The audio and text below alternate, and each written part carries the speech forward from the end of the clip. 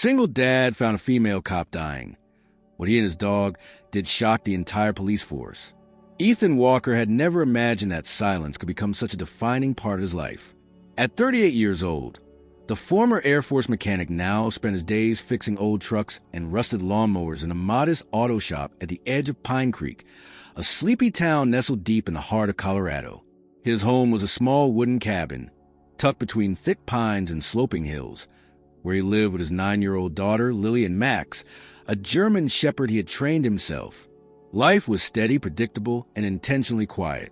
3 years had passed since the accident that had taken Melissa, his wife, and Lily's mother.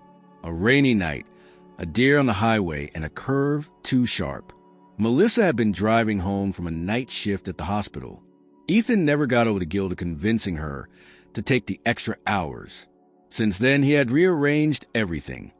Sold a house they once owned in the suburbs, left a city job, and moved to the quieter outskirts of Pine Creek, where no one asked too many questions and everyone waved from a distance. Every morning, Ethan packed Lily's lunch, braided her chestnut hair with awkward but loving hands, and drove her to the small-town school. He would then spend his day at the shop, where the clanking of tools was often the only sound. At 4 o'clock in the afternoon, he picked her up, and they would return home for homework, dinner, and their ritual of reading 2 chapters of whatever book she had chosen that week. But Saturdays, those were reserved for the trails. Max, as punctual as any clock, would nudge Ethan awake at 6 o'clock in the morning. Lily, bundled in a fleece hoodie and mismatched socks, would trail behind with a thermos of cocoa. The trio would drive out to the nearby hills, a series of forested trails known only to locals and rarely patrolled. Max was always a leader, ears perked, nose low to the ground, tail swaying like a pendulum. It was on one of those trails, during what should have been an ordinary Saturday, that everything changed. That morning, the air was brisk, the first sign that fall was pushing summer out of the way. Leaves crunched underfoot. Ethan had chosen a longer route, one that twisted around a narrow ridge and dipped into a quiet hollow near a creek. Max was unusually alert, pacing ahead, stopping now and then to glance back. Lily, noticing his behavior, asked her father if something was wrong. Ethan reassured her it was probably a rabbit or a raccoon, but something about the air felt wrong. He could not explain it, not even to himself. About halfway through the trail, Max froze. His entire body stiffened, his nose twitching rapidly. Then, without warning, he darted into the brush. Ethan, alarmed, called after him, but Max did not return. Grabbing Lily's hand, he hurried after the dog, following the rustle of disturbed leaves and broken branches. A few meters in, Max stopped, barking short, clipped warnings. What Ethan saw next would haunt him for the rest of his life. Lying face down, partially obscured by leaves and dirt, was a woman in uniform. Her dark blue shirt was stained with blood at the shoulder and along her side. One arm was tucked unnaturally beneath her body. A radio, shattered in pieces, lay a few feet away, and near it, tire tracks pressed into wet soil. She was breathing, barely.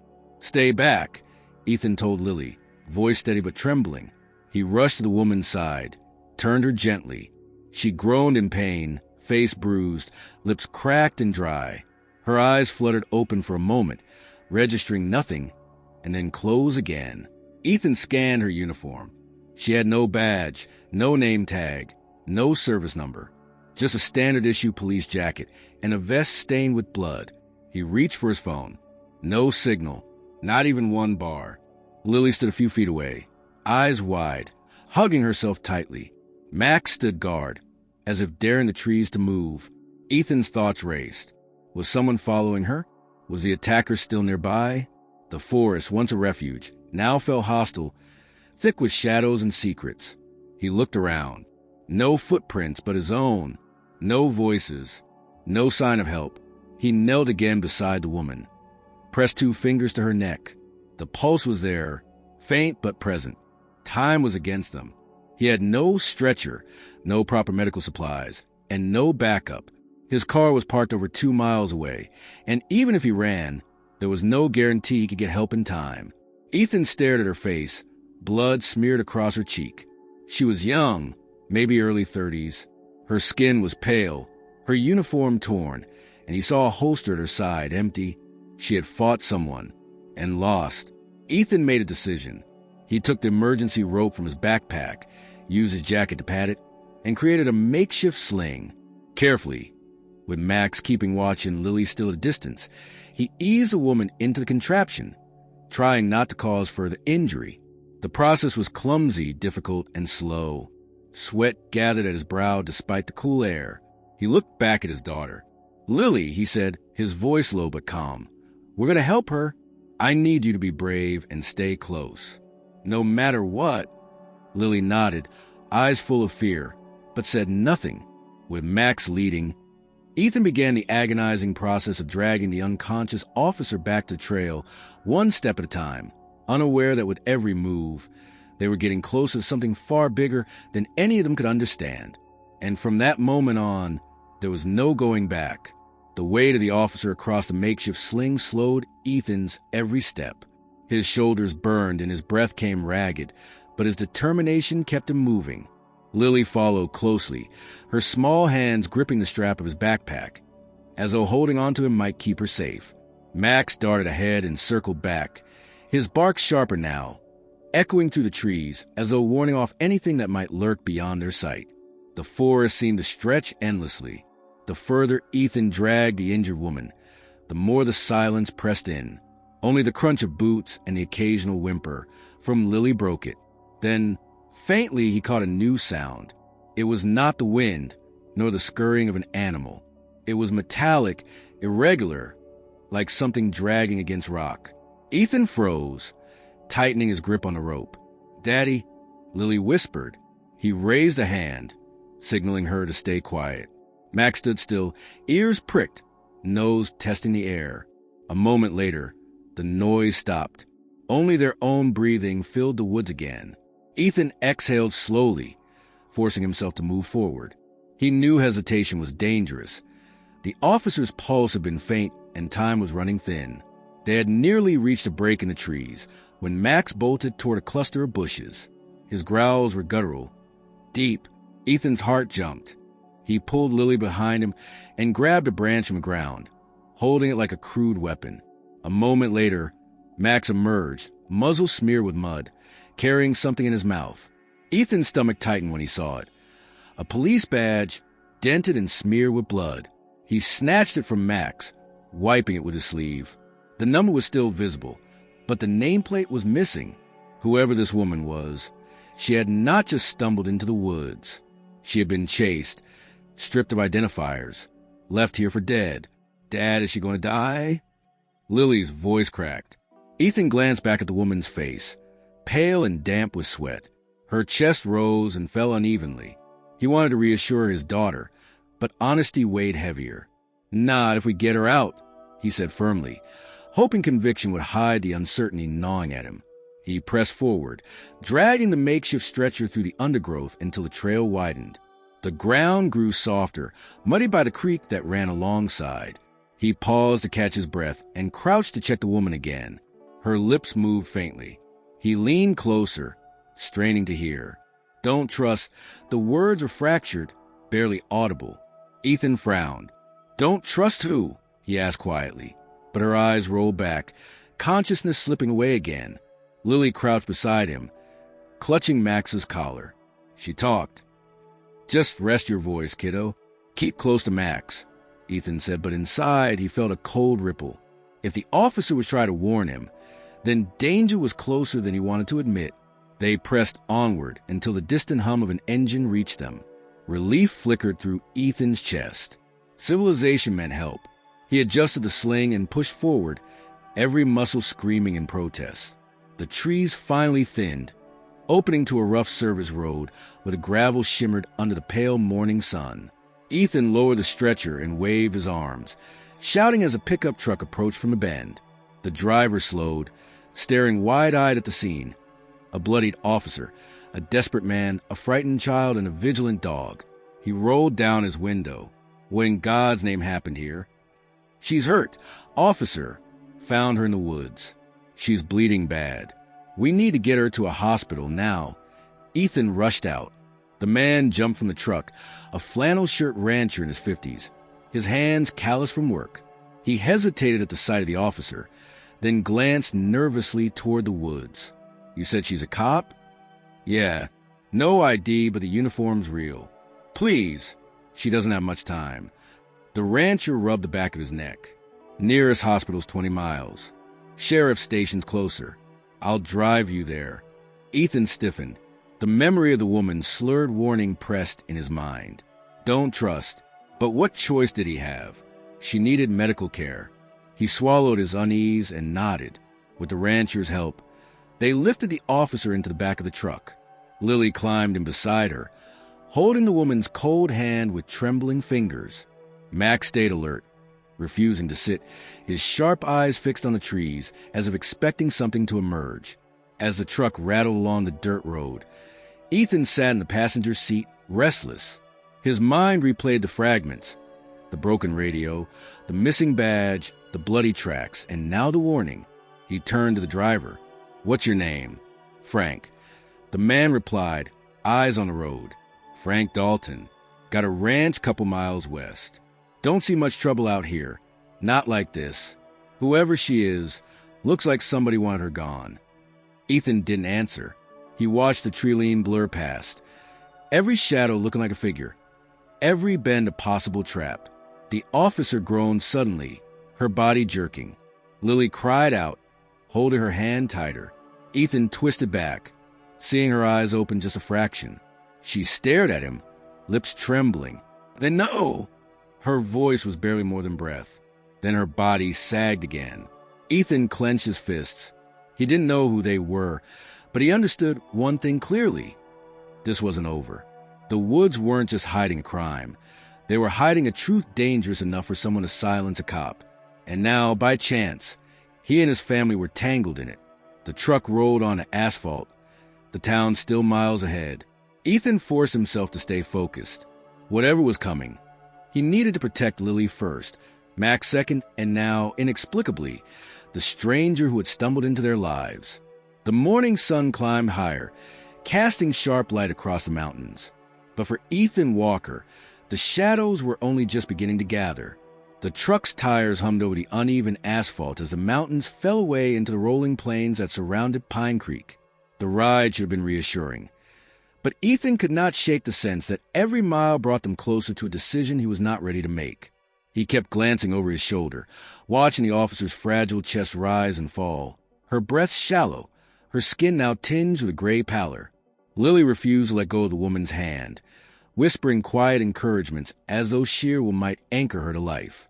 Max remained on alert, muscles taut, his ears swiveling at every noise.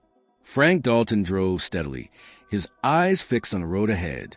The closer they came to town, the heavier the silence grew inside the cab. Ethan finally broke it. "She's fading fast. If the station's closer than the hospital, then maybe that's our only shot."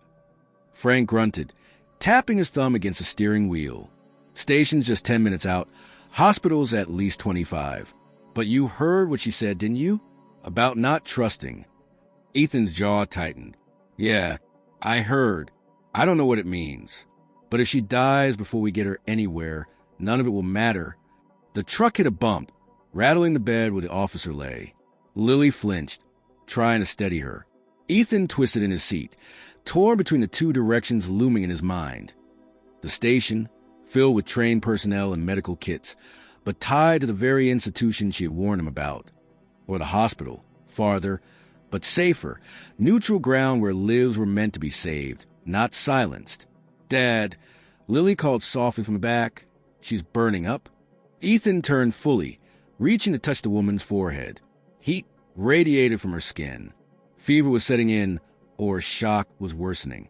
Either way, time was a knife pressing at their backs. Frank slowed the truck as they approached the fork.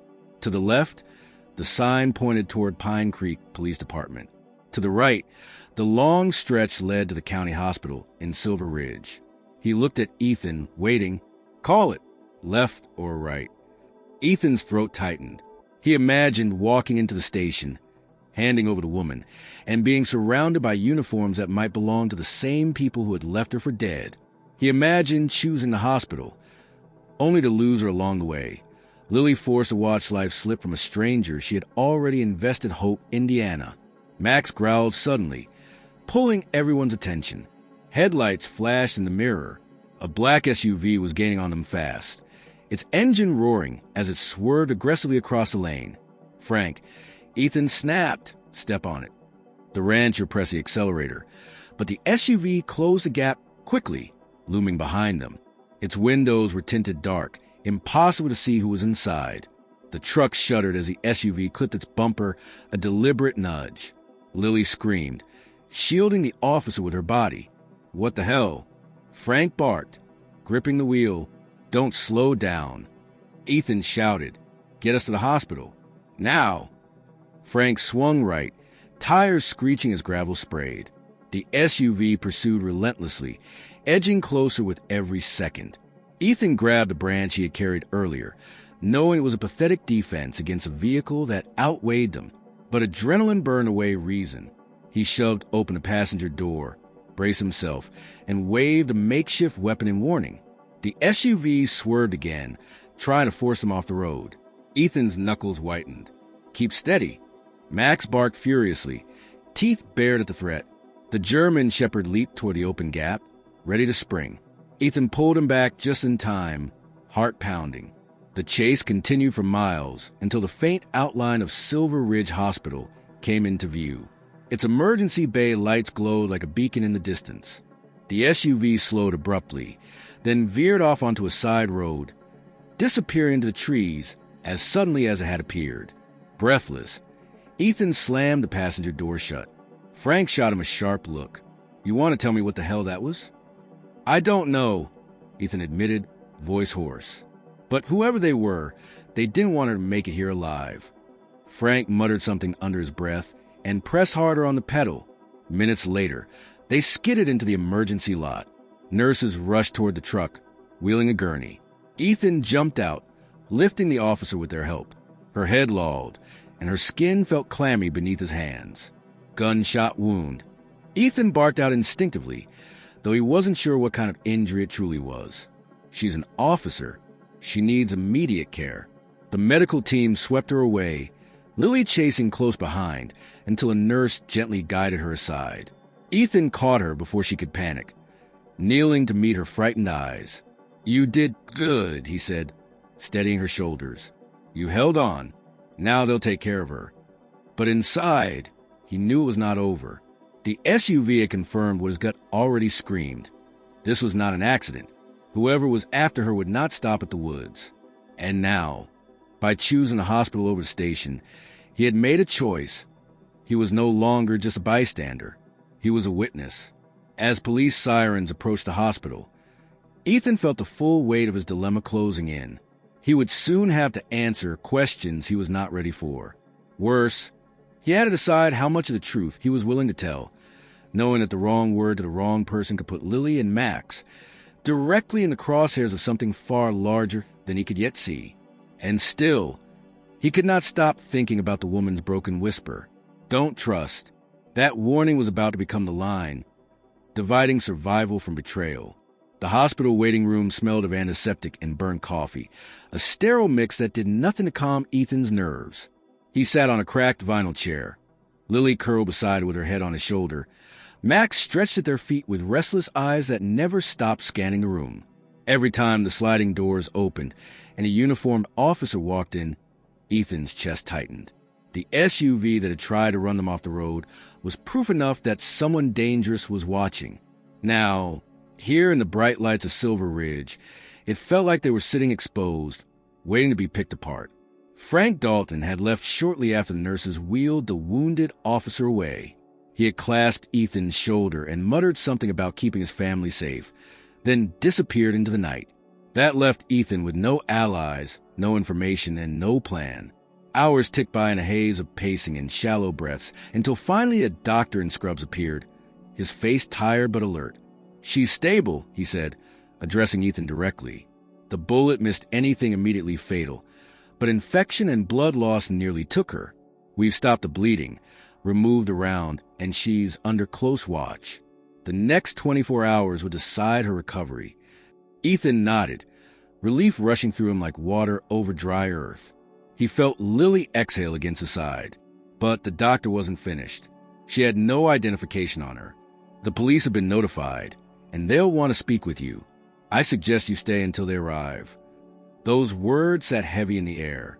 Ethan managed a polite thank you, but his mind twisted around the earlier warning. Don't trust. He rubbed his palms together, the skin raw from tension. If the police were compromised, then staying here was a trap. Yet leaving would look like guilt. Minutes later, 2 officers entered the waiting room. Their uniforms carried the Pine Creek insignia. One was tall, broad, his jaw clenched as though he had bitten into metal. The other was younger, his eyes darting too quickly, cataloging everything. They walked straight to Ethan. You the one who brought in the woman? The older officer asked. His tone was more accusation than question. Yes, Ethan said carefully. I found her in the woods. She was bleeding out. We brought her here. The younger one scribbled on a pad, but his partner's stare never wavered. And how exactly did you find her? Ethan explained what little he could without repeating every detail that would entangle Lily. He left out the SUV. He left out the broken warning. When he finished, silence stretched uncomfortably long. Convenient, the officer muttered finally. A mechanic with no connection to law enforcement stumbles on one of our own in the middle of nowhere. Makes you wonder why you were there at all. Max growled low in his throat, and Lily's fingers tightened around Ethan's arm. Ethan forced his voice to stay level. I was hiking with my daughter and my dog. That's all. The younger officer cleared his throat, glancing uneasily at Max. We'll need a full statement at the station. Both of you should come with us. Ethan froze. This was the road he had dreaded since the woods, the one leading straight into their grasp. He looked at Lily, at her pale face and wide eyes, and shook his head. My daughter's been through enough tonight. We're not going anywhere until she gets home safe. The older cop leaned closer, his voice dropping to a threatening whisper. You don't get to decide that. You were the last person seen with an officer before she vanished for 2 days. You're coming with us. Before Ethan could reply, a nurse hurried over. Excuse me, gentlemen. The patient's condition is critical. We can't allow questioning until she's conscious. She turned her gaze to Ethan. Sir, for now you should stay put. We'll update you if anything changes. The interruption forced the officers to step back, but the warning in their eyes lingered. They left reluctantly, muttering into their radios as they walked out into the night. Ethan's heartbeat thundered. He crouched beside Lily, stroking her hair. We're leaving, he whispered. But, Daddy, what about the lady? Lily's voice wavered. She's in the best place she can be right now. We'll come back when it's safe. He rose and tugged her hand. Max followed, ears flat against his skull. They slipped out of the hospital through a side exit, avoiding the main doors where the officers might be waiting. The night air hit cold, carrying the scent of pine and distant rain. Ethan scanned the lot. No SUV, no uniforms. For the moment, they were clear. The road stretched long and empty under the moonlight. Ethan realized he couldn't risk going home. If the wrong eyes were already watching, bringing Lily back to their cabin would be the worst mistake he could make. He needed somewhere temporary, somewhere no one would think to look. He called Frank. The rancher answered on the third ring, his voice thick with sleep. They came for us, Ethan said without preamble. 2 cruisers. They wanted us at the station. She warned me not to trust them. I think she's right. Frank swore softly. Bring the girl and the dog here. I'll leave the gate open. But you better be ready. If they're crooked, you won't be able to stay hidden long. Relief flickered, fragile but enough. We'll be there soon. He hung up and turned to Lily. We're going to a friend's place for tonight. Somewhere safe. Her small face tilted toward him. Are we in trouble? Ethan knelt, gripping her shoulders. No, but we are in danger. That's different, and it means we have to be smart. Can you do that for me? She nodded firmly, braver than most adults he knew. They walked quickly down the road until Frank's ranch truck appeared, headlights off until the last second. He ushered them inside without questions. Max leapt into the back, refusing to relax, gaze locked on the dark horizon. The drive was quiet, but the silence now carried a different weight. Ethan was no longer torn between acting or waiting for help. He knew with certainty that the system itself was fractured and that survival depended on moving forward, not looking back. As the ranch lights appeared in the distance, he understood that the true struggle had only begun. The woman in the hospital wasn't just fighting for her life. She was holding the thread to something much larger, something powerful enough that men in badges were willing to hunt her down. And by choosing to drag her out of the forest, Ethan Walker had unknowingly tied himself and his daughter to that same thread. Frank Dalton's ranch sat at the far edge of Pine Creek's rolling fields, beyond the reach of most casual visitors. The wide wooden gate creaked as a truck passed through, and the smell of damp earth carried on the night air. The house was old but sturdy, its porch light dimmed so low it barely touched the gravel driveway. Frank stepped out first, checking the road before motioning Ethan, Lily, and Max inside. "Keep the lights off," Frank instructed in a low voice. "If they're looking, you don't want this place shining like a lantern in the dark." Inside, the house smelled faintly of hay and coffee grounds. Lily curled onto the couch, clutching a blanket Frank handed her, while Max patrolled the room with deliberate steps, his nails clicking against the wooden floor. Ethan, restless, paced near the kitchen window, watching the empty road stretch beyond the fields. "You got yourself tangled in something deep," Frank said finally, pouring 2 cups of coffee. He slid one toward Ethan. "The SUV, the cops at the hospital, now this officer. You sure you want to keep pulling on this thread?" Ethan took the cup, but didn't drink. "I didn't have a choice. I couldn't leave her there." Frank studied him a long moment. "Then you better figure out what makes her worth killing for." Those words clung to Ethan as the night stretched on. Lily eventually fell asleep, Max settling protectively beside her. Ethan stayed awake, mind cycling through fragments. The SUV's aggression, the officer's hostility, and the half-spoken warning from the injured woman. None of it made sense yet, but he knew answers wouldn't come by waiting. Near dawn, when the first hints of gray light filtered through the curtains, Frank knocked on the doorframe where Ethan Saturday. "Truck's ready if you need it, but if you're going digging, be careful. Folks who hide things like this don't forgive snooping." Ethan nodded. He had already decided, before he had handed the officer to the nurses. He'd caught a glimpse of her vest. Something about it had nagged at him. The uneven stitching along one side, a patch that looked deliberately tampered with. In the chaos, he hadn't dared linger, but now that memory pulsed in his mind like a beacon. If she had hidden something, it was still with her, locked away in the hospital. He left Lily in Frank's care, kissed her forehead, and promised to be back before breakfast. Max refused to stay behind, leaping into the passenger seat of Frank's old truck as though daring Ethan to try and argue. Ethan didn't. He needed the dog's instincts more than ever. The hospital parking lot was quieter than the night before. Ethan parked far from the entrance, slipping into the side where deliveries were made. Inside, nurses bustled and the smell of disinfectant clung heavy to the air. He walked with purpose, carrying the weary confidence of someone who belonged there. Amanda Reyes. He finally caught her name from a chart outside her room, lay pale but alive, machines humming steadily at her side. The vest had been placed on a metal tray with the rest of her belongings. Torn uniform, broken radio, shattered watch. Ethan closed the door quietly and moved to the tray. At first glance, the vest looked ordinary, scuffed from impact, bloodied where the bullet had torn through. But there was again, the seam along the inner lining, thicker than regulation stitching, almost crude compared to factory work. Ethan slid a finger inside, tugging gently. The seam gave way, revealing a narrow pocket no larger than a wallet. Inside was a small object, wrapped tightly in waterproof plastic. He slipped it into his jacket just as Amanda stirred. Her eyelids fluttered, lips parting. Ethan froze, unsure she was awake enough to recognize him. Her gaze met his, unfocused but intent. "You kept it," she whispered hoarsely, her voice rasping from hours of silence. Ethan leaned closer. "What is it?" Her eyes darted toward the door, then back to him. "Don't here. Not safe."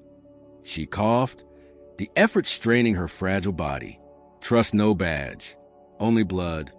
Her words twisted through his mind, cryptic and urgent. He wanted to press further, but footsteps echoed in the hall. Nurses, or worse, officers. He squeezed her hand gently. "I'll keep it safe," he promised, then slipped out of the room before the door opened.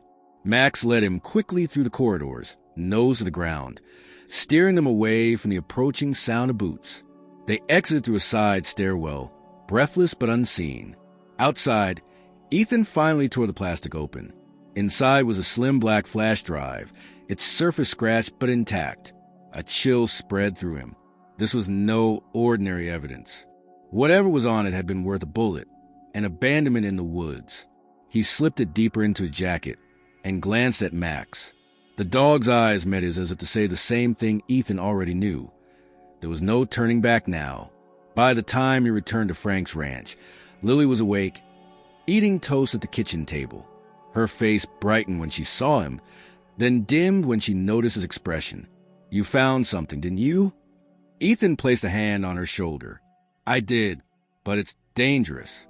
We can't tell anyone until we know what it is." Frank crossed his arms, watching the exchange. "You planning to plug that thing into your home computer? Might as well paint a target on your back. If she hit it, someone's already looking." Ethan knew he was right, but he also knew he couldn't ignore it. The flash drive was a key to Amanda's warning, to the SUV, to the hostility at the hospital. The only question was whether he had the courage to see what door it unlocked. He pocketed it again, determination settling like steel in his chest. Amanda had hidden the drive for a reason, and now it was in his hands. The struggle to reach the road hadn't ended with her survival. It had only delivered him to the beginning of a darker path, one that stretched beyond the safety of Pine Creek and into the shadow of something far more dangerous than he had ever faced. And as Max sat beside him, ears pricked to every sound outside the ranch walls, Ethan understood that whatever secret lay inside that drive would soon decide whether his family remained hidden in the quiet life he'd built, or were thrust into the storm Amanda had fought to escape. The morning passed slowly at Frank's ranch, though no one inside could truly relax. Lily pretended to draw at the kitchen table, but her pencil strokes were distracted, breaking into nervous patterns. Max sat by the door, his head lifting at the faintest sound outside, a sentinel on edge. Ethan tried to busy his hands with small repairs around the ranch house, tightening bolts on a door hinge, checking the locks on the windows, but his mind kept circling back to the small flash drive hidden in his jacket pocket. He hadn't dared plug it into anything yet, not until he found a way to do it safely. Frank brewed another pot of coffee, his third since dawn, and sat heavily across from Ethan. "You need to think about next steps. If they're already sniffing around, hiding here won't hold long. A ranch sticks out, easy to find." "I know," Ethan muttered. His eyes wandered to Lily, who was watching him despite her attempt at looking busy. He lowered his voice. "But I won't drag her into another chase until I know what we're up against." Frank was about to answer when Max stiffened, his ears pointing toward the gravel road beyond the fields. A moment later, the low growl started deep in his chest. The sound of tires followed, crunching against gravel, steady and unhurried. Ethan moved to the window, parting the curtain just enough to glimpse the road. A patrol car was approaching, its white and blue paint catching the midday light. "Damn it," Frank whispered, already standing. "They found you faster than I thought." The car rolled to a stop just outside the gate. Dust swirled in the air. Two officers stepped out, their uniforms crisp, their movements practiced. One was the older man from the hospital, his square jaw unmistakable even at this distance. The other was unfamiliar younger, but his stance radiated the same quiet threat. "They're here for me," Ethan said, his voice tight. "Maybe not just you," Frank replied grimly. "They'll search the place if they think you're inside. Ranch or not, they got authority to twist any story they want." Lily's small voice cut through the tension. "Daddy, what do we do?" Ethan crouched to meet her eyes. He forced calm into his tone. "You stay with Frank. No matter what happens, you don't leave his side. Max goes with me." Max growled again as though understanding. The knock on the door came sharp and commanding. Ethan drew a steady breath and opened it before Frank could stop him. The older officer stood with his hat tucked under one arm, his partner lingering just behind. His smile was tight, more show of teeth than warmth. "Mr. Walker," he said, voice formal. "Glad we caught you. We had some questions left unanswered from the hospital last night. Thought we'd save you the trouble of coming down to the station." Ethan leaned against the doorframe, keeping his posture casual, though every muscle in his body was coiled. "I told you everything I knew. I found her. I brought her in. That's it." The younger officer pulled out a notepad, and yet certain details don't add up. "Witnesses saw another vehicle following yours on the way to Silver Ridge. Care to explain that?" Ethan's heart skipped, but his face betrayed nothing. "Didn't see anyone. I was focused on keeping her alive." The older officer's eyes narrowed, studying him. "Maybe you just don't remember. Stress can do that, but we'll get to the bottom of it. Mind if we come in and look around?" Frank stepped into view then, his voice firm. "This is private property. Unless you got a warrant, you're not looking at a damn thing." The officer's smile faded. "We're not here to cause trouble, sir. Just doing our job. One of our own is hurt, and we can't afford loose ends." Ethan felt the pressure mounting. He could see the calculation behind the man's eyes, the suspicion sharpened by something more than routine procedure. These weren't officers chasing clarity. They were hunting something specific, something Amanda had carried, and if they found the flash drive on him now, it would be over. Max suddenly barked, lunging a step forward. The officers tensed, hands brushing near their holsters. Ethan held the dog back, his grip tight on the collar. "He's protective," Ethan said evenly. "Doesn't like strangers hanging around." The moment stretched long. Finally, the older officer tipped his hat back on. "We'll be in touch, Mr. Walker. Don't go anywhere without letting us know. It'd be a shame if this got more complicated than it already is." They turned and walked back to the patrol car. Gravel spat from the tires as they pulled away, slower than necessary, making sure their presence lingered like a shadow long after the vehicle vanished down the road. Ethan shut the door and leaned his forehead against it, exhaling. Frank muttered under his breath, pacing the room. "They're circling, boy. Next time they won't ask. They'll take.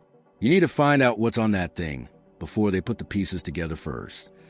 Ethan reached into his jacket, feeling the sharp edge of the flash drive beneath his fingers. He had no illusions left. The officers hadn't come for answers. They had come to measure him, to see if he was careless enough to slip. And that meant the clock was running faster than he had thought. Lily appeared at his side, slipping her hand into his. "Daddy, are they the bad guys?" He crouched again, brushing a strand of hair from her face. "I don't know yet, but I know we can't trust them." Frank poured a measure of whiskey into his coffee and shook his head. "Whatever's on that drive, it's enough to scare the whole damn department. You better be ready, Walker. Once you see it, there's no going back." Ethan straightened, his eyes hard. "Then it's time to stop guessing. Tonight, I'll find a way to see what's inside." Max pressed against his leg, tail still rigid, gaze locked on the window as though expecting the patrol car to return. The house felt smaller, the walls tighter, the silence heavier. Ethan knew one thing with absolute certainty. They weren't safe anymore, and the longer the truth remained hidden, the closer the danger crept. The patrol car had left the driveway behind, but suspicion had rooted itself deep, not only in the officers' minds, but in Ethan's as well. And suspicion, he realized, was the only thing keeping him alive. Night pressed down heavy on Frank Dalton's ranch, the kind of silence that seemed less like peace and more like waiting. Ethan sat at the kitchen table, the small flash drive hidden inside a hollowed-out compartment in his boot. He had spent the past hour pacing, running through plans that never seemed safe enough. Lily was asleep in the guest room, her breathing steady but restless. Max curled protectively at her feet. Frank sat across from him, smoking a cigarette with the window cracked, every drag an unspoken reminder that danger was close. The sudden knock on the door was sharp and deliberate. Ethan stiffened. Max lifted his head, a low growl starting deep in his throat. Frank crushed his cigarette and moved toward the door, but Ethan stopped him with a glance. He knew it wasn't a neighbor. Not this late. Not with the kind of pressure building since morning. When Frank opened the door, 2 officers stood waiting, both different from the pair earlier in the day.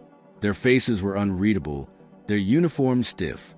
One of them, a tall woman with her hair pulled back in a severe bun, spoke first. "Mr. Walker, we need you to come with us to the station. We have further questions about Officer Reyes. This isn't optional." Ethan's pulse hammered, but he forced his voice even. "My daughter's asleep. She's been through enough already." The woman's gaze flicked toward the hallway. "She'll be safe here. You need to cooperate. It'll go easier if you don't resist." Frank's jaw tightened, but he didn't intervene. He simply muttered, "Play it careful, boy," under his breath as Ethan pulled on his jacket. Max pushed against Ethan's leg, unwilling to let him go alone. The second officer frowned. "The dog stays." "No," Ethan said firmly. "He comes with me. He's trained. He doesn't leave my side." The 2 officers exchanged a glance, and after a tense pause, the woman gave a short nod. "Fine, but if he causes trouble, we'll put him down." "Clear." Ethan clenched his jaw, said nothing, and followed them out into the cold night. The patrol car waited at the end of the drive, engine humming low. They placed him in the back. Max pressed close against his knee. The ride into Pine Creek was silent, broken only by the crackle of the police radio. The station looked ordinary enough under the harsh glow of fluorescent lights, but inside, Ethan immediately felt the weight of eyes on him. Officers moved about with forced nonchalance, conversations dropping to whispers as he passed. He was led into a small interrogation room, bare table, 2 chairs, a camera in the corner. Max settled at his feet, head resting on his paws but eyes never closing. The female officer sat across from him, a folder in hand. Ethan Walker, age 38, mechanic, widowed, 1 daughter. Served in the Air Force as a mechanic before honorable discharge. Clean record. Until now. She let the words hang, testing his reaction. "I haven't done anything wrong," Ethan replied, his voice flat. She opened the folder, pulling out photographs. They showed Amanda Reyes in uniform, smiling with fellow officers, attending community events. Then, a more recent one, a crime scene photo of the wooded area where Ethan had found her. Blood staining the earth, tire marks leading away. "You expect us to believe you just stumbled across her? Alone? In the middle of the forest?" "That's exactly what happened," Ethan said. Her eyes narrowed. "We found a makeshift stretcher. Ropes, branches, fabric. Your handiwork." Ethan nodded once. "She was dying. I wasn't going to leave her there." For a moment, the mask slipped, and the officer's expression softened almost imperceptibly, but it hardened again quickly. "Then why didn't you call us immediately?" "No signal. My phone was useless." The second officer, who had remained silent until now, leaned against the wall. "Funny, most people would head straight to the station for help, but you went to the hospital instead." Ethan met his stare, without flinching. "I made a choice, and it kept her alive." The woman flipped the folder shut, frustration flickering in her eyes. "One more question, Mr. Walker. Did she give you anything? Say anything." Ethan felt the weight of the flash drive pressing against his ankle, hidden in his boot. Max shifted slightly, as though sensing the tension in his owner's body. Ethan forced himself to stay calm. She was barely conscious. She didn't say anything that made sense. The 2 officers exchanged a look, subtle, but not subtle enough to escape Ethan's notice. Something passed between them, a silent understanding that confirmed what Amanda had whispered. Trust no badge. The interrogation dragged on for over an hour, questions circling back on themselves, trying to catch him in contradictions. Ethan stayed steady, sticking to the true strip of details that might expose what he knew. Finally, the woman sighed, closing her folder. "You can go," she said, though her tone carried no relief. "But don't leave town. We'll be in touch." Ethan stood slowly. Max rose with him, muscles taut, eyes fixed on the officers. The second cop smirked faintly, but said nothing. They escorted him out, no cuffs, no formal charges, just a lingering sense of a trap not yet sprung. Back in the night air, Ethan felt the weight of suspicion heavy on his shoulders. He wasn't sure which part disturbed him more, The officer's obsession with whether Amanda had given him something, or their cold certainty that he hadn't told them everything. As the patrol car pulled away, leaving him to walk the last stretch back toward Frank's ranch, Ethan understood he was running out of time. They suspected him already. The next time, they wouldn't just ask questions. Max trotted beside him, silent but steady, his presence grounding Ethan's spiraling thoughts. The flash drive in his boot burned like a secret too dangerous to carry yet too valuable to let go. Somewhere inside that device lay the reason Amanda had nearly died, and the reason men wearing badges were willing to twist the truth to bury it. And Ethan knew, if he didn't uncover it soon, they would make sure he disappeared before he ever had the chance. The night wind bit against Ethan's face as he walked the stretch of road back toward Frank's ranch. Max trotted faithfully at his side, his breath clouding the air, his eyes alert to every rustle in the darkness. The weight of the flash drive in Ethan's boot felt heavier with each step. He had survived the interrogation, but he knew it was only a temporary reprieve. They suspected him. They were circling closer. And next time, they would not let him walk away so easily. By the time he reached Frank's gate, exhaustion pulled at his muscles. Lily was waiting for him inside the porch light's glow, her small figure bundled in Frank's oversized coat. She ran to him the moment she saw him. "Daddy, you're back." Relief softened her voice, but her hands clung to him as if she had feared he might never return. "I told you I would," Ethan said, crouching to hug her. "Did you stay safe?" "Frank stayed up the whole time," she whispered. Frank appeared in the doorway, his face shadowed, a shotgun resting loosely in his hands. "You were gone longer than I liked. Thought I'd have to come looking." "They kept me spinning in circles," Ethan replied. Questions they already knew the answers to. They were just testing to see what I'd say. Frank spat into the dirt, muttering a curse, which means they're not done. Ethan brought Lily inside, and Max padded past them, circling the room before settling near the door as though on guard duty. For the first time in hours, Ethan allowed himself a breath of relief, but that relief shattered with the pounding of fists on the door. "Police, open up." Frank's face went pale, his eyes snapping to Ethan. "They followed you here." Ethan's chest tightened. He pushed Lily toward the back hallway. "Go to the bedroom. Stay quiet. Don't open the door for anyone but me." She wanted to protest, but one look at his face silenced her. She hurried away, Max rising instantly, hackles raised. Frank opened the door a crack, enough for the officers outside to announce themselves. "We have orders to bring Walker back in for further questioning. He needs to come with us immediately." Ethan knew refusing outright would only escalate things. He exchanged a glance with Frank, who gave a curt nod. "I'll go," Ethan said, "but Max comes with me." One of the officers, a heavy-set man with cold eyes, sneered. "Dog stays here. Station policy." Ethan's gut twisted. He felt the trap before it was spoken. "He goes where I go. Or I'm not stepping into your car." The officers exchanged a look and reluctantly agreed. "Fine, but he'll be held in the kennel while you're inside. Safety protocol." Ethan's jaw tightened, but he nodded. He followed them to the patrol car. Max pressed aside. The ride back to the station was tense. No words exchanged. Ethan kept his hand on Max's collar, grounding himself with the dog's steady presence. When they arrived, the officers led Ethan through the familiar halls toward the interrogation rooms. Max was taken by a young officer to the kennel area. "Don't worry," the man said with forced smile. "We'll take good care of him." Ethan hesitated, every instinct screaming that this was wrong. Max barked once, sharp and defiant, before disappearing behind a heavy metal door. Ethan felt as if a part of himself had been stripped away. The questioning began again, more aggressive this time. Different officers, sharper voices, questions framed like accusations. They pressed him on Amanda Reyes, on what she had said, on whether he had touched her belongings.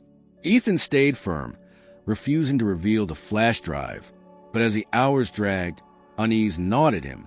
He hadn't heard Max bark again. Not once. Finally, they released him with the same hollow warning. Don't leave town. Ethan's only thought as he walked the corridors was to reunite with his dog. He headed toward the kennel area, but when he arrived, The pen assigned to Max was empty. He stopped cold. "Where is he?" he demanded from the officer at the desk. The man looked up lazily from his paperwork. "Who?" "My dog, Max. He was brought here with me." The officer frowned, flipping through a clipboard. No record of a dog being checked in tonight. Ethan's blood ran cold. "That's not possible. He was right here. I saw him go through that door." The officer shrugged. "Then maybe someone moved him. You'll have to check with the duty sergeant in the morning."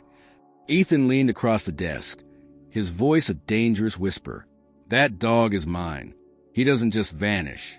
"Where is he?" The officer didn't flinch. "Sir, if you're suggesting misconduct, you'll need to file a complaint. Otherwise, I suggest you head home." Ethan's fist curled.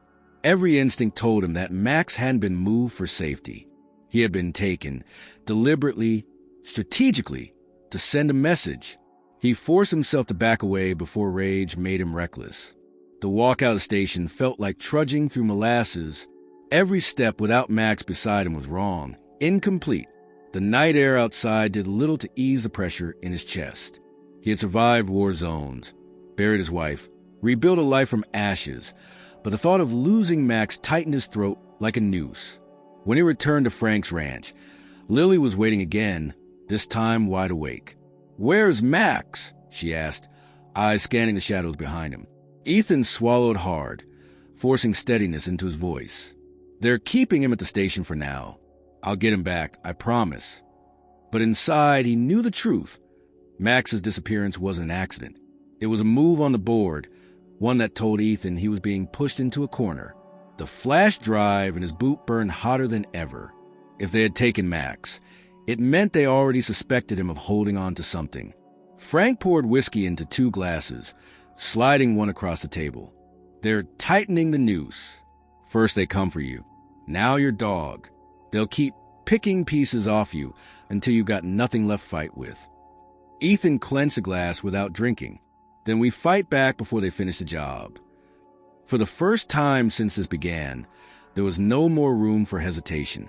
Whoever had taken Max had made the mistake of underestimating what Ethan Walker would do to protect the only family he had left. The night after Max vanished stretched longer than any Ethan could remember. He lay awake in Frank's spare bedroom, the mattress stiff beneath him. Every creak of the ranch house amplified by silence. Lily had finally drifted off to sleep in the next room, though he could hear the faint rustle of her turning restlessly in her blankets. The absence of Max was a wound that kept reopening with every thought. The house felt too quiet without the steady rhythm of the dog's breathing, without the low growl that warned of danger before Ethan could sense it himself. When dawn finally broke, pale light cutting across the fields, Ethan was already dressed. He sat at the table with Frank, both men sipping strong coffee that did little to cut the heaviness between them. Frank broke the silence first. "You can't keep waiting for them to return what they've taken. They're not playing fair, Ethan.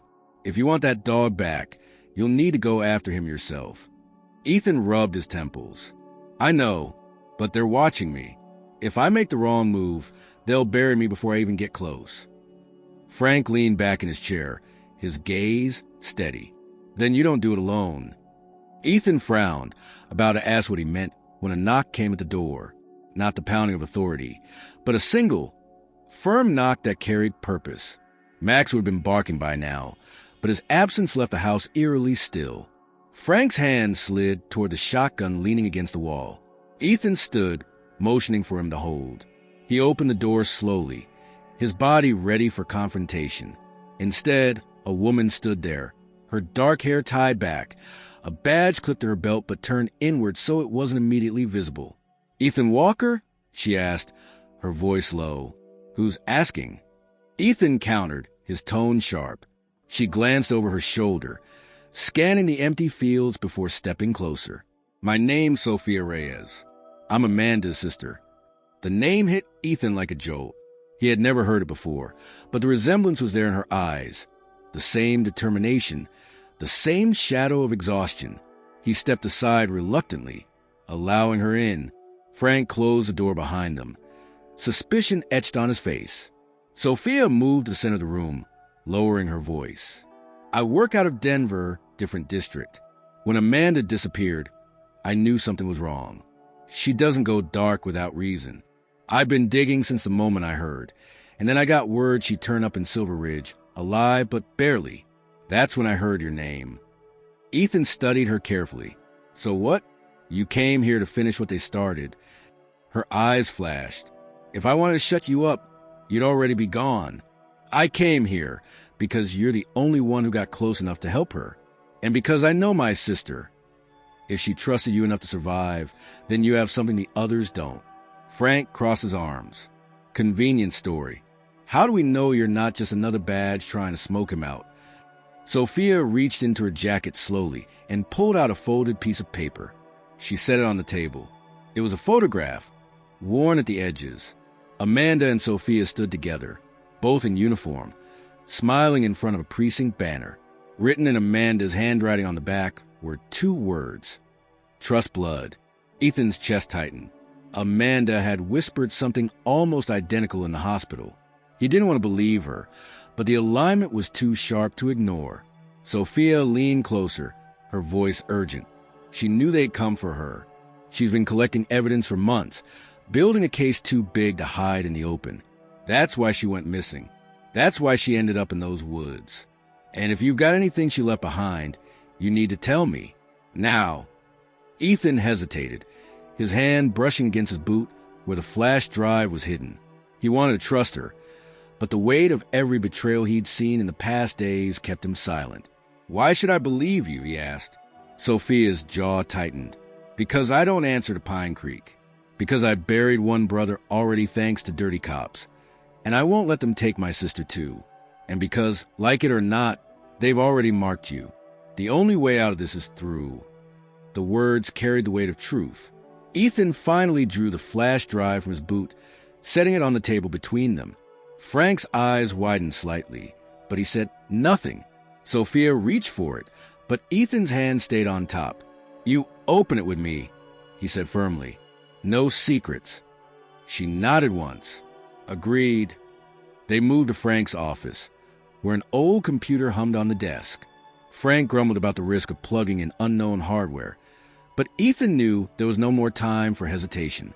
He inserted the drive, the screen flickering to life. Files filled the monitor, videos scanned documents, audio recordings. Sophia's face paled as she scrolled through them. They showed officers in uniform exchanging crates marked with weapon serials, surveillance of meetings in warehouses, financial records linking Pine Creek police to illegal arms sales. The corruption was deeper than Ethan had feared, stretching through ranks and reaching men whose names carried authority far beyond the town. Sophia's hands trembled as she clicked through the files.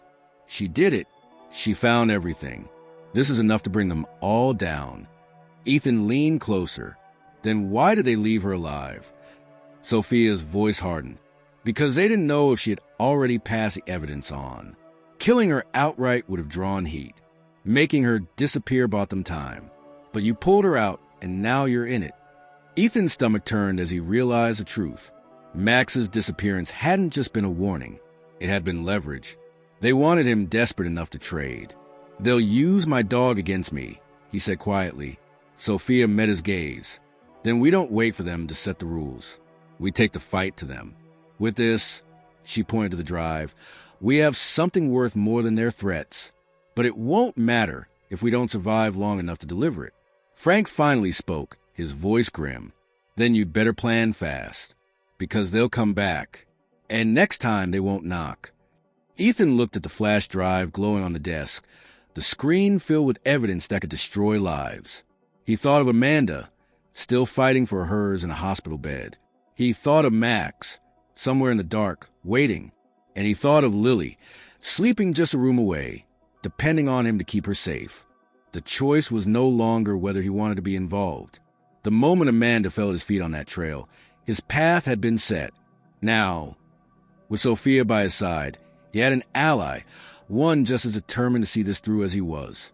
For the first time since it began, Ethan felt the faintest shift inside him. Not relief, not hope, but resolve. Because now, he wasn't standing alone. Sophia sat forward in Frank's creaking desk chair, elbows tight to her ribs, eyes locked on the monitor, as if looking away might loosen her grip on the truth spilling across the screen. Ethan stood behind her shoulder, one hand on the back of the chair, the other unconsciously touching the spot on his boot, where the flash drive had ridden like a concealed heartbeat. Frank hovered at the doorway, arms folded, as if posture alone could keep what they were seeing from pouring out into the rest of the house. The first video opened on a dim warehouse, the kind with corrugated walls that catch headlight glare like fish scales. The timestamp placed it just past midnight in late spring. A camera, hidden high in a vent grill, stared down at two men moving crates from a delivery truck onto rolling dollies. The lenses caught faces and flashes. Officer Brent Kincaid from Pine Creek's narcotics team, square shoulders and a neck tattoo peeking from under the collar, and behind him, a man in civilian clothes who had the stillness of someone used to being obeyed. Sophia paused the frame, zoomed in until pixels trembled. "That is Captain Marcus Harlan," she said, voice flat. "He runs internal affairs for Pine Creek and 3 neighboring jurisdictions on rotation.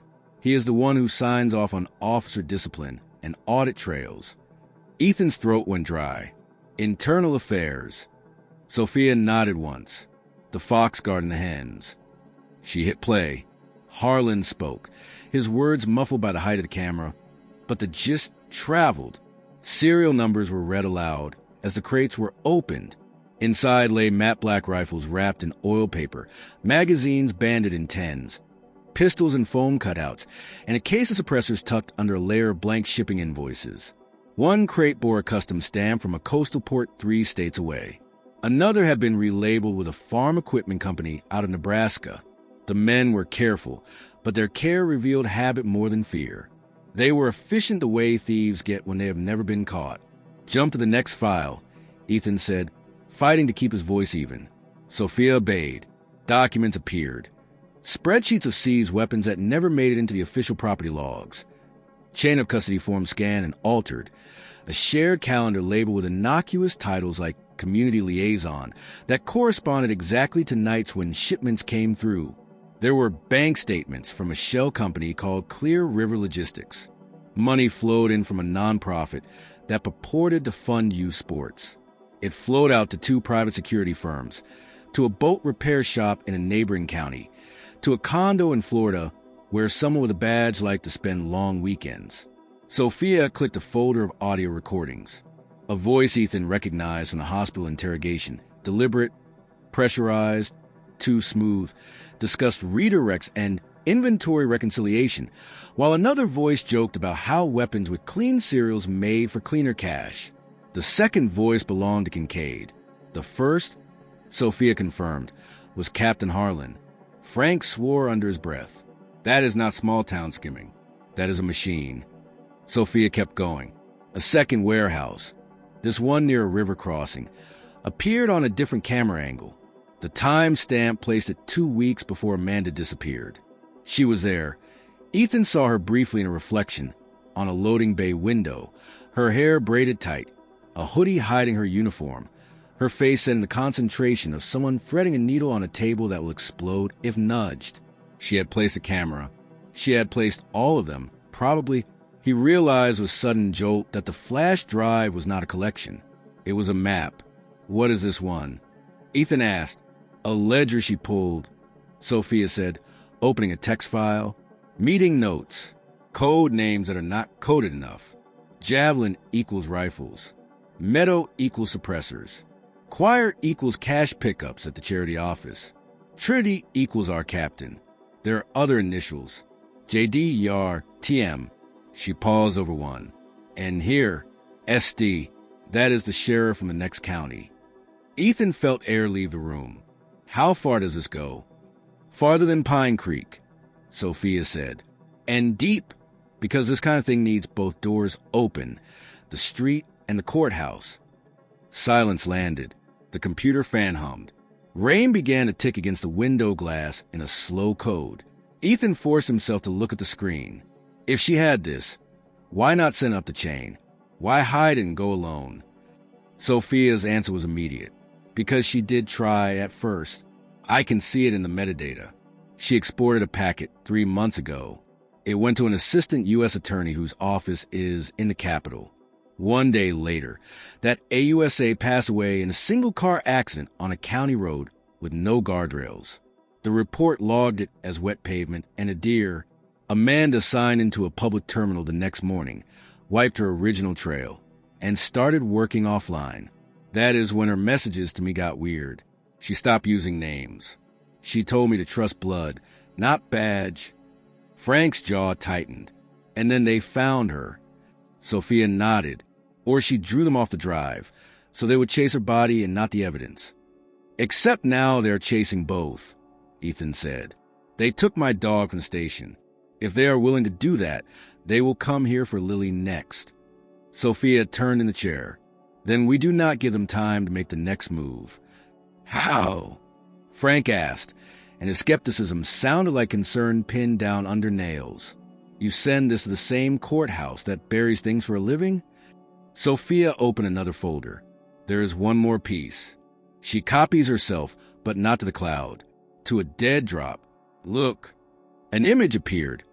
A topo map of Pine Creek and its outer roads, with a thin red line drawn to the hills south of town. A spot was marked with a small X near an old ranger station built of fieldstone and cedar. A handwritten note over it read, "Hand off if burned." Underneath, a name, Special Agent Caleb Donner, FBI. Ethan asked. Sophia nodded. This name checks out. I have worked with him once. He is not social. He is not fast. But he is clean, and he hates being lied to. If Amanda chose him, she had reason. Then we take this to him, Ethan said.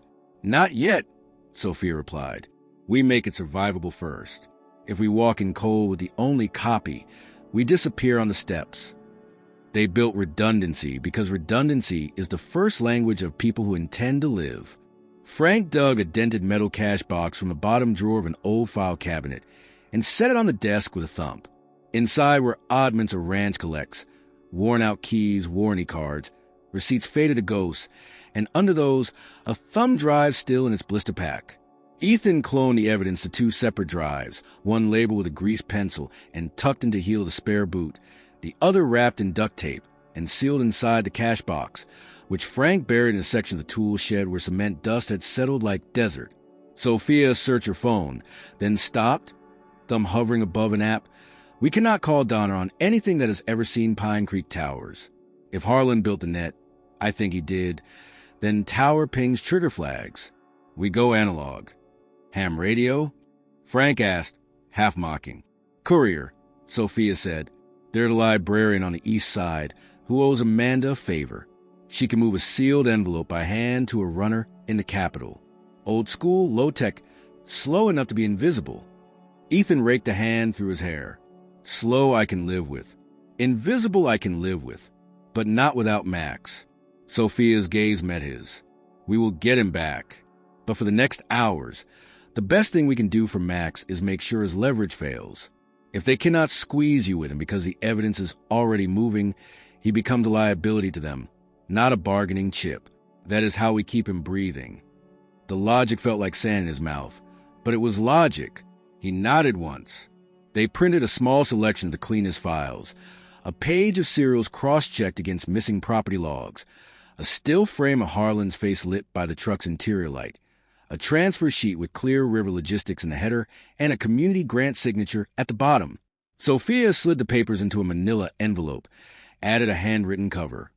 Partial, enough to verify, full upon secure meet. She addressed it with a number that meant something only to a person who had written it in another life and burned the notebook later.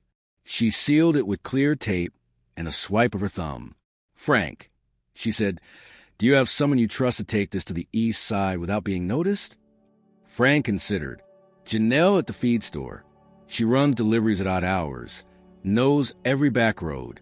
She has a daughter at the library. She can move this like it is birdseed.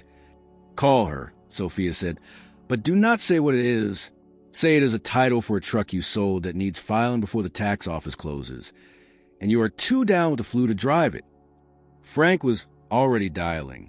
His performance was casual, unremarkable, convincingly bored. He hung up with a grunt. Be here in 20 minutes. Bring exact instructions written down. She hates when men tell her to remember things for them. Sophia smiled without humor. She is going to love me. They ate standing up because chairs felt like surrender. Bread, cheese, coffee that tasted like a dare. Lily shuffled in, hair tangled, eyes squinting at the light. Ethan scooped her close, a hand on the back of her head, and she leaned into him with a trust that had cost him everything he cared about not to break. "I heard you talking," she murmured. "Are we leaving?" "Soon," he said. "We have errands first." "Max?" she asked, and her voice was a small bell in a storm. "We are getting him back." Ethan answered, and believed it the way a bridge believes a river has not grown teeth. When Janelle arrived, she wore a feed cap and a look that said she had seen men do stupider things and live. She took the envelope, listened to Sophia's spoken route, then accepted a folded paper with the same instructions in neat block letters. She tucked both into a vinyl pouch with invoices and left with a wave that did not bother pretending. As the taillights faded, Sophia turned to Ethan. "Now we build the second track. We go to Donner, but we do not go straight. We look like we are going to the hardware store. We turn twice more than necessary. We spend cash. We leave the truck at a church lot and walk the rest. If anyone is trailing, they will either get bored or get clumsy. And if they get neither?" Frank asked. Sophia's eyes were steady. "Then we will know sooner rather than later." Ethan went to pack. He moved through the ranch house making fast decisions. A change of clothes for Lily, the emergency cash he kept taped under a drawer, the first aid kit, a flashlight, a folding knife he had sharpened during long nights of grief. He took the spare clone of the drive and slid it into the heel of the boot Lily was not wearing. She laughed at the tickle, then grew solemn when he told her why. "Carrying secrets is heavy," he said softly, "but you are the reason we are doing this. No one gets to decide our life for us." Sophia waited by the door, a duffel over her shoulder. The rain had stopped, leaving the air scrubbed clean and the road glossed. She handed Ethan a burner phone still in its plastic. "We power this on only once. Call a payphone at a station Donna monitors, speak the time and place, and hang up. If anyone asks later, we found it on the street and thought it was funny that it still worked." Frank walked him to the porch. He pressed a set of keys into Ethan's palm. "Take the blue pickup. The old Ford. It is slower than sin, but looks like every other nail bucket from here to the state line. I will sit here with a shotgun and a bad attitude until you come back with that dog." Ethan clasped his hand. "Thank you." Frank shrugged, but his voice was thick. "You bring him home." They rolled out past the gate with the lights off, then eased on the county road, where puddles kept small ripples of the sky.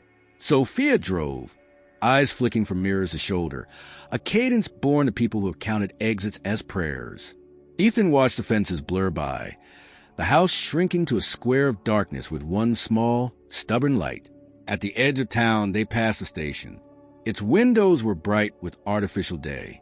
Somewhere behind one of those doors, a kennel door had closed without a record, and Ethan's dog had disappeared into a paperless hallway. He stared at the building until it was a smear in the rain-slicked glass, then forced his gaze forward. The work ahead required both hands. They turned twice more than necessary. They bought a coil of rope and a bag of nails and cash. They left the truck in a church lot where a hand-painted sign offered a Tuesday supper for anyone hungry. They walked 2 blocks, then 3, past a barber shop, past a shuttered diner where a neon coffee cup blinked despite having no customers to charm. Sophia stopped at a metal payphone that looked like it had survived a century by being ignored. She opened a burner, held it to her ear, then punched the numbers of the station no tourist would ever notice. When the line clicked, she spoke a few words as if reading the weather. 2 o'clock after midnight. Old Ranger Station. South Trailhead. Bring 1 person. No sirens. She hung up, removed the battery, and slid both into separate storm drains. "That is the ghost," she said. "Now we make it real." They turned toward the long hill that led out of town. The moon had broken the clouds and laid a thin river of light along the road. Ethan matched Sophia's stride. Lily's hand was small and hot in his. Somewhere, in a building with too many locks, a kennel door might be opening or closing. Somewhere in a hospital bed, a woman named Amanda might be pulling herself a few inches closer to the surface. Somewhere in a government office, a man named Donner might be squinting at a pay phone log and feeling the old part of himself that had not given up yet wake and stretch. The scandal was no longer a rumor skulking between headlines. It had a ledger, a captain, a charity with poison pockets, a map with a red line, and now it had 3 people walking into the dark willing to say out loud what it was. And if the night was listening, it heard their steps say the same thing, over and over, like a vow. We are coming. The road to the old ranger station wound through the thickest part of the forest, its cracked asphalt littered with pine needles, the guardrails rusting where storms had bent them years before. Ethan sat in the passenger seat of Frank's battered Ford, eyes fixed on the tree line. Sophia drove in silence, her knuckles pale against the steering wheel. Lily dozed across the back seat, her head resting on a bundled jacket, while Max's absence hung in the truck like a missing heartbeat. Every few minutes, Ethan found himself turning to look, only to be reminded that the dog was still out there somewhere, waiting for them to find him. They had left Pine Creek behind under a cloak of false normalcy, blending into the traffic of farm trucks and late-shift commuters before veering onto roads few traveled after dark. Ethan's stomach knotted tighter the closer they came to the meeting point. The flash drive and its clone sat hidden, but their weight was unbearable. Sophia's burner call had been brief and anonymous, but there was no way to know who had intercepted it. Maybe Donner would come, maybe no one, or maybe the wrong people had been listening all along. The ranger station came into view after midnight, a low stone building crouched at the edge of a clearing, its roof sagging under years of neglect. A fire tower rose behind it, skeletal against the moonlit sky. Sophia parked in the shadow of the tree lean, killed the headlights, and listened. Crickets, wind through branches. No engines, no footsteps. "We wait," she said. Ethan scanned the clearing with binoculars Frank had loaned him.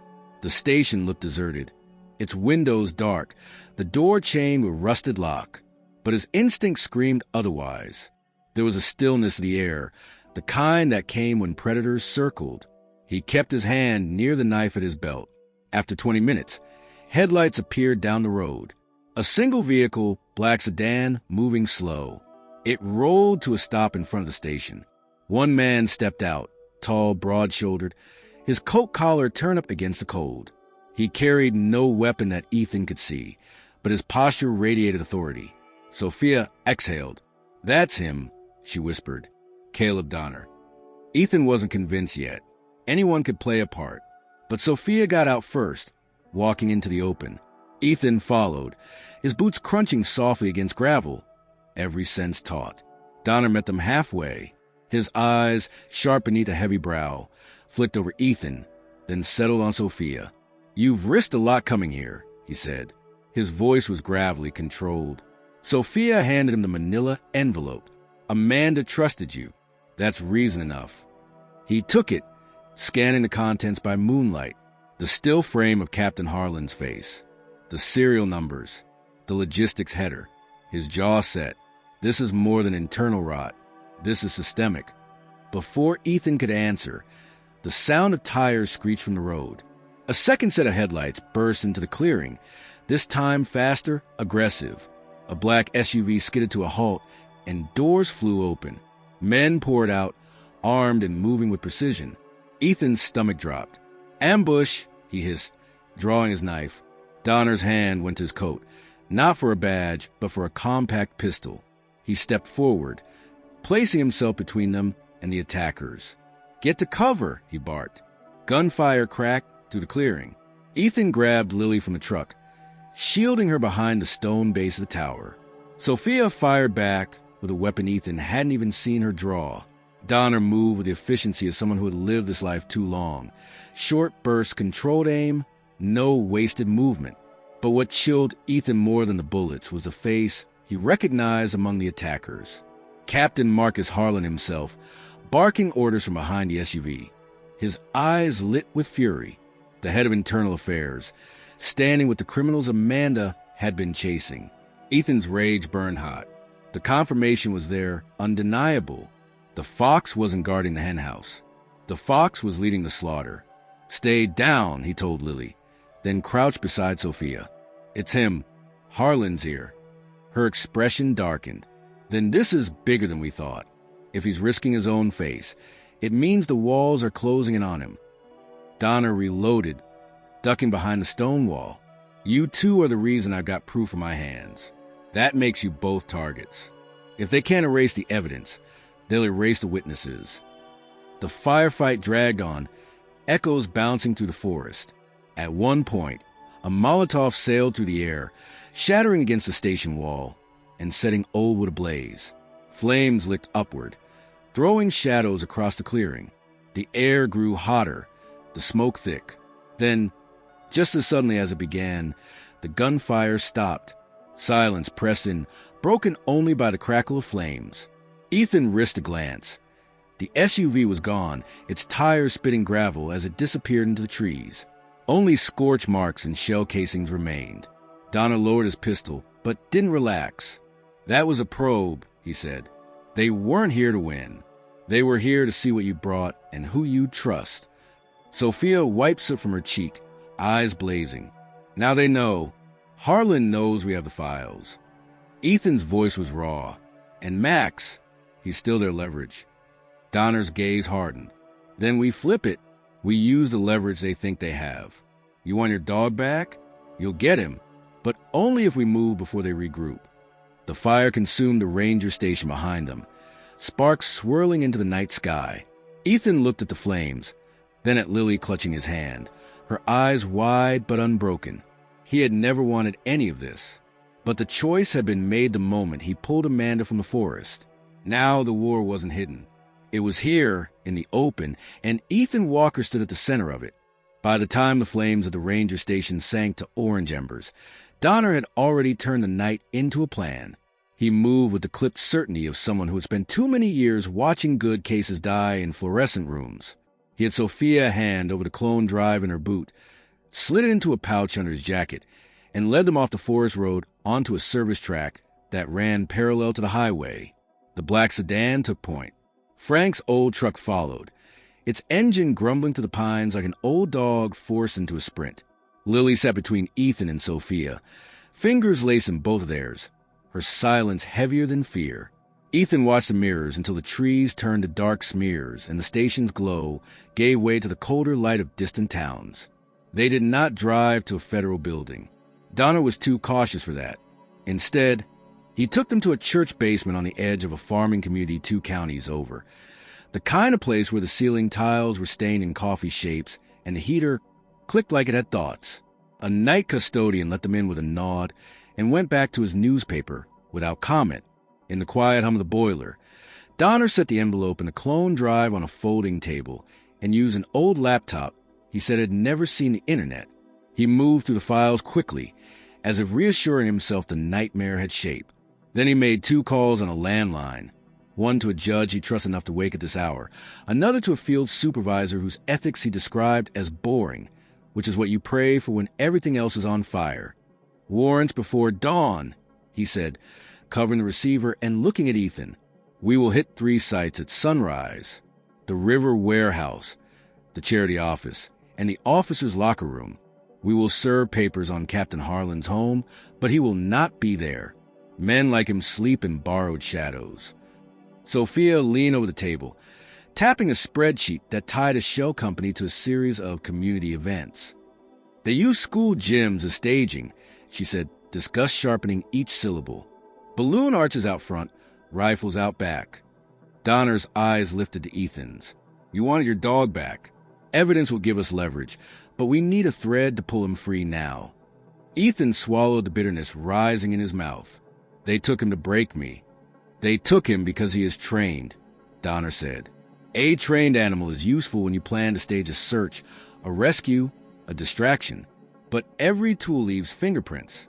I have a contact in animal control who owes me 2 favors.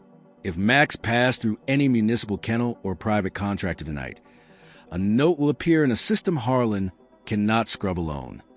The call returned 10 minutes later. A woman's tired voice crackled through the landline.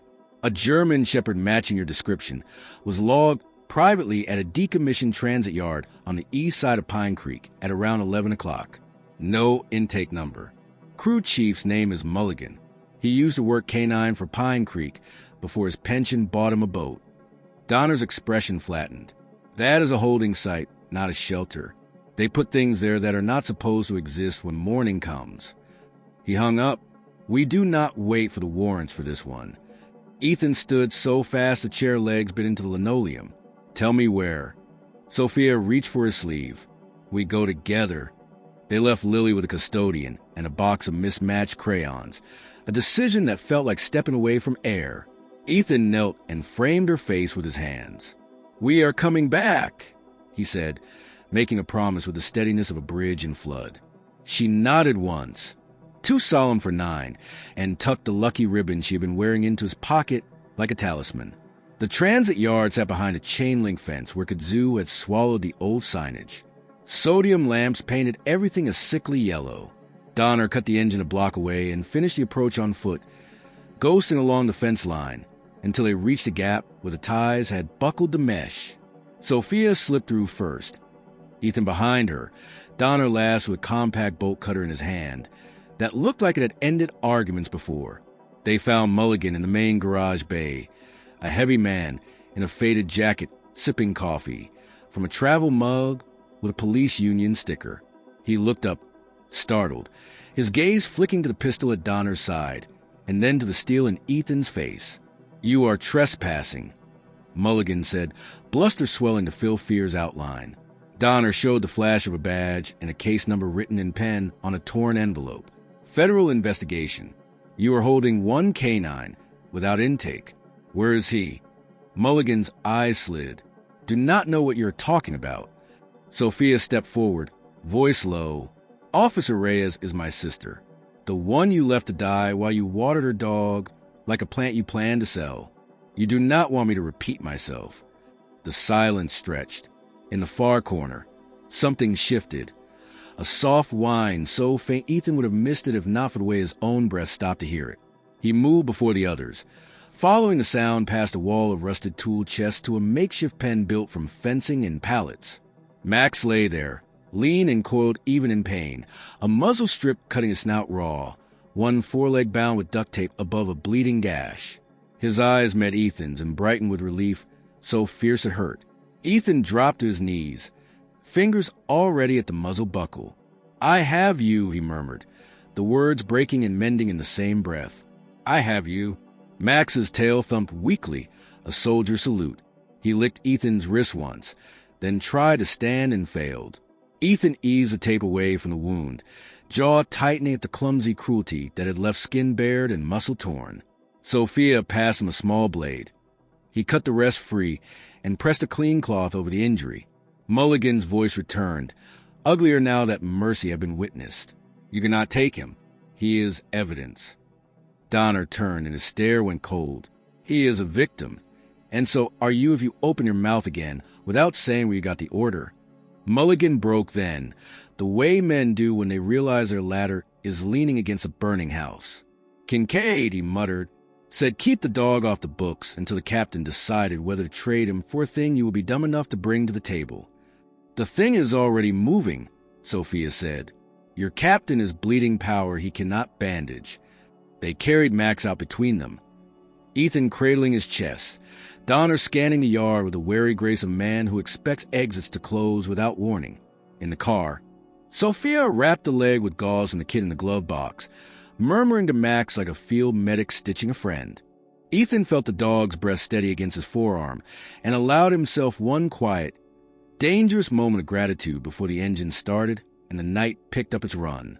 By dawn, the church basement had turned into a war room. The judge delivered what Donner had promised.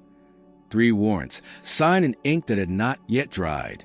The field supervisor arrived with a small team in unmarked vehicles, agents who wore their fatigue like armor, and whose greetings were nods rather than words. Evidence boards went up on wheeled easels. Names were pinned in neat rows. Harlan Kincaid, the charity director, 2 council members, a county clerk, the security firm owner, a man in procurement whose smile and his headshot looked like a practice apology. Ethan kept one hand on Max's shoulder as the dog slept under a table, waking only to drink, to wag at Lily when she returned to them and crouch close, and to lean into the pressure of Ethan's palm, as if drawing strength from the connection. A vet station was set up in a supply closet by an agent who admitted she had once wanted to be a doctor and never stopped carrying a kit heavy enough to build one. At first light, the teams moved. The River warehouse surrendered more than guns. It gave up a ledger that matched Amanda's map line for line, and a CCTV server someone had forgotten to pull because familiarity had turned greed into routine. The charity office yielded a safe with 2 sets of keys and a ledger that used euphemisms so cheerful they felt obscene. The locker room gave them a bag taped under a bench with a hotel key card and a passport and an alias that had seen stamps in countries no officer in Pine Creek had any business visiting. Harlan's house was empty, as Donner had predicted, but the garage revealed a duffel pre-packed with cash wrapped in rubber bands, a burner phone with 3 numbers saved under innocuous names, and a black jacket with a tear at the cuff that matched the thread snagged on a nail at the River warehouse's loading bay. Science would do what that what certainty could not. By mid-morning, press vans had begun to circle the edges of the town, that slow vulture spiral that news crews fly when they smell blood and understand that their job is to translate it into ratings. The field supervisor wanted to hold the story. Donner insisted on a controlled release. "Information is a currency," he said, voice flat. "If we do not spend it now, Harlan will buy silence with fear." Sophia made the call to a reporter she trusted, a woman who had once written about a missing kid and kept writing after the cameras left. They gave her the skeleton. An internal affairs captain under investigation for weapons diversion, a task force serving warrants, a whistleblower who had nearly died in the woods. No names yet, enough to make the truth too public to bury quietly. At the hospital, Amanda moved. A nurse called the church and said 2 words that turned the room into a tide pulling in one direction. "She's awake." Donner assigned an agent to stand at her door, and another to watch the watchers outside. He took Ethan and Sophia in the sedan, and Lily stayed with Frank, who had arrived with fresh coffee and a face that said he had not slept but would kill sleep if it tried to make him sit down. Amanda's room was bright with late morning, blinds tilted to cut glare. She looked like someone who had come back from very far away and was still deciding whether to stay. When she saw Sophia, her face crumpled and rebuilt itself in the space of a heartbeat. They did not cry.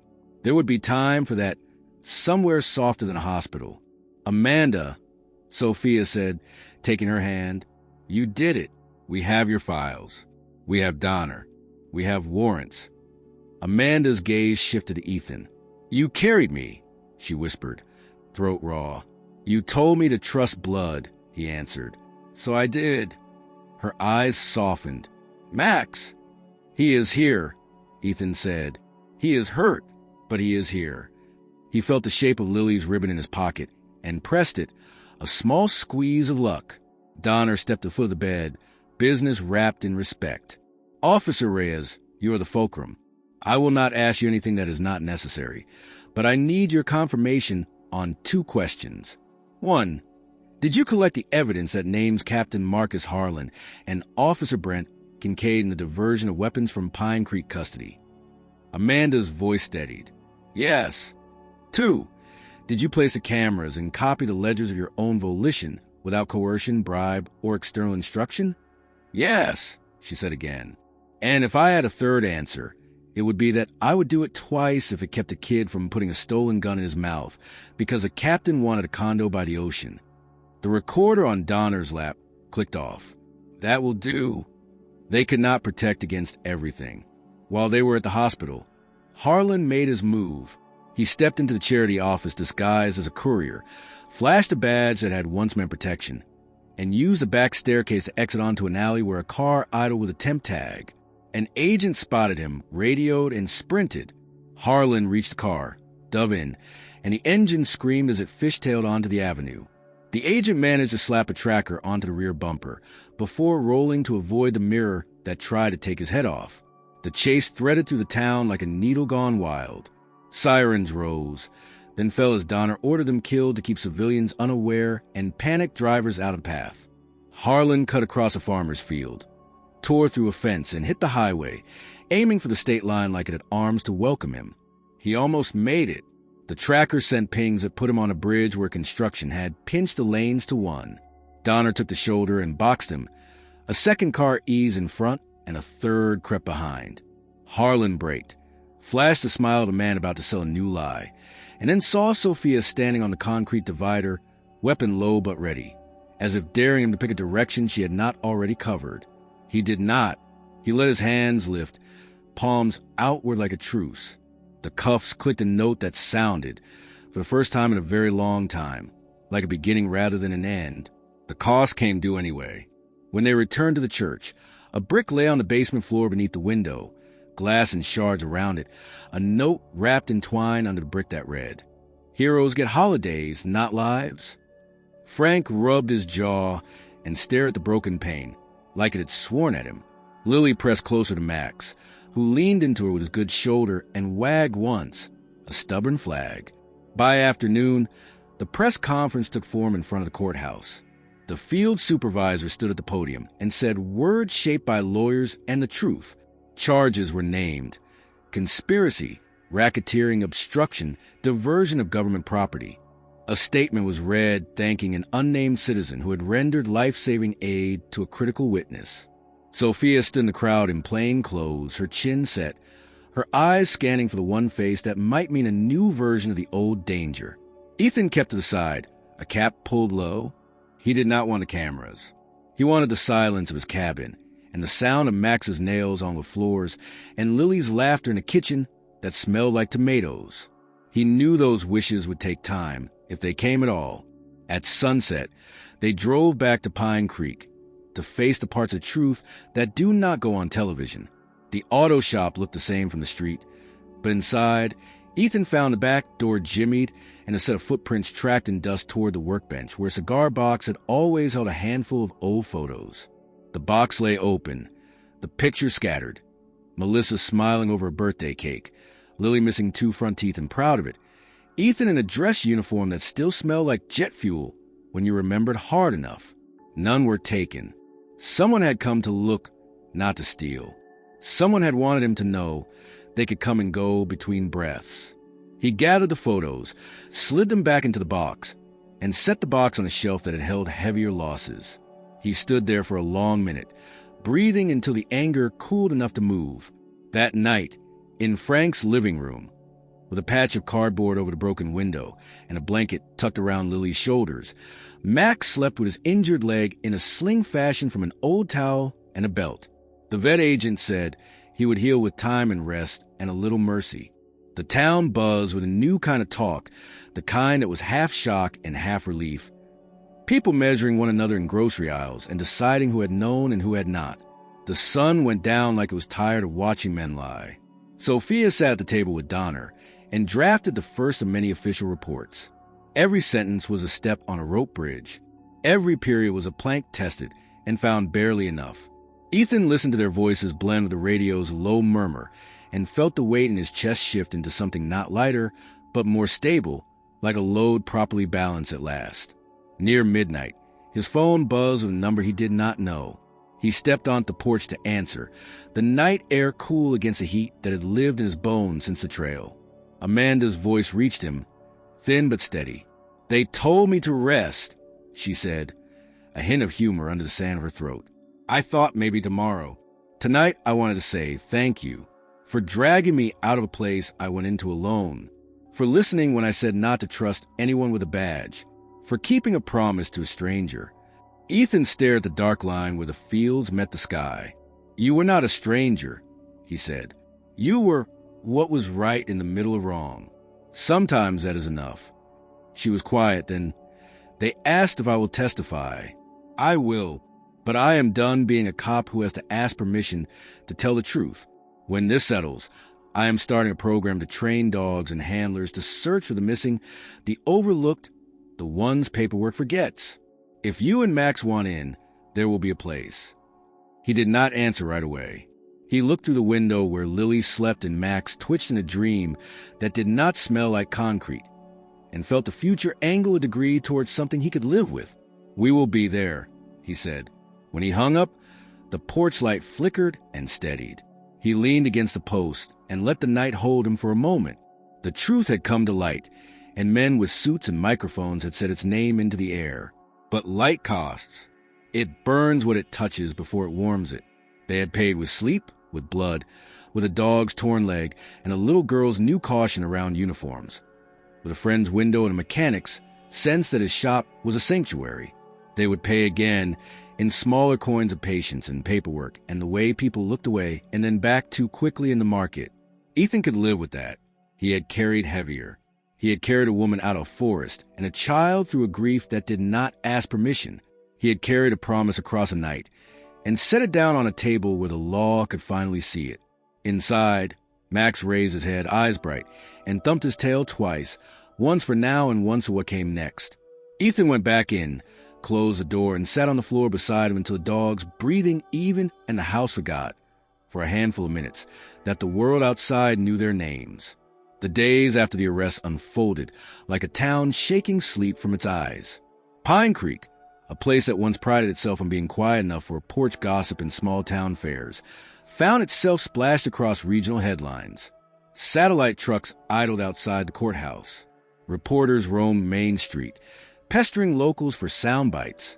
People who had known Captain Harlan as a man who led safety talks at the elementary school now whispered his name in the same breath as betrayal.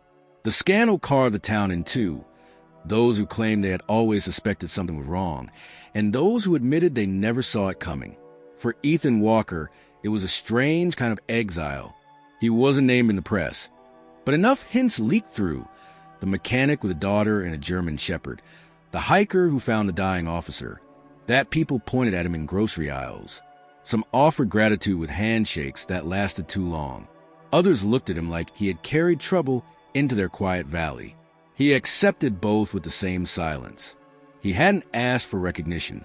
All he wanted was to rebuild the fragile calm that had shattered on that trail weeks earlier. Amanda remained in the hospital under guarded care, her recovery slow but steady. She gave her testimony from her bed, her words recorded and sworn, the weight of truth heavy in every sentence.